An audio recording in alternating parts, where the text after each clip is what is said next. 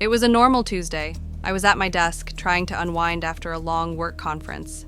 You know, just sorting through the usual flood of emails, deleting spam, when a notification popped up on my phone. LinkedIn. The name was unfamiliar. Mark.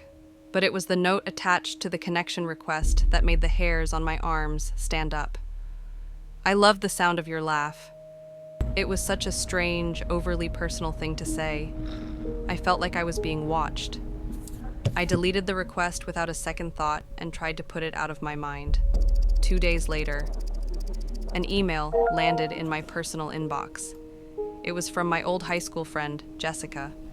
My stomach dropped when I saw the subject line. Connection from the conference. She wrote that this guy, Mark, was a former client of hers, that he'd seen me at the conference but was too shy to approach me, and that he really wanted to meet. And then I saw it. She hadn't just told me about him, she had CC'd him on the email. My personal email, the one I only use for friends and family. She had just handed a stranger the keys to my digital front door. I was furious. I replied to her privately, explaining that I don't add people I don't know because of the sheer volume of online scams. She apologized, but the damage was already done. Mark now had my name, my photo, and my private email address. He replied to the group thread, trying to start a chat. I ignored it. The next day, the real siege began.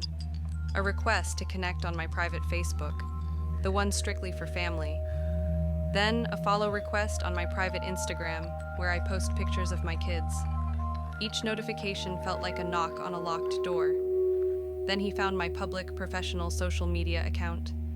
I couldn't block him there without looking unprofessional, so I just ignored his follow. But his behavior got even stranger. He started to copy me. He changed his profile picture to one that was eerily similar to mine. Same angle, same dark background. He changed his bio, using the same format, the same phrasing. Then he started reposting my content, not sharing it, but copying the text and images and posting them as his own. It was the most profoundly unsettling thing I had ever experienced. It was like looking at a distorted reflection of myself, like someone was wearing my life like a costume.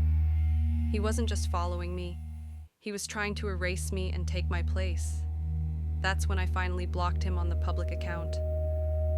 I know, in theory, it doesn't stop him. He can still see everything I post using a private browser window. Blocking him wasn't building a wall, it was just closing a curtain. And I know he's still out there, on the other side. Sometimes, late at night, when I'm about to post something for work, I find myself hesitating. My finger hovers over the share button. And for a split second, I imagine him out there, somewhere in the dark, his face lit only by the glow of his screen. Just waiting. I know that he's still out there, on the other side of the curtain, watching.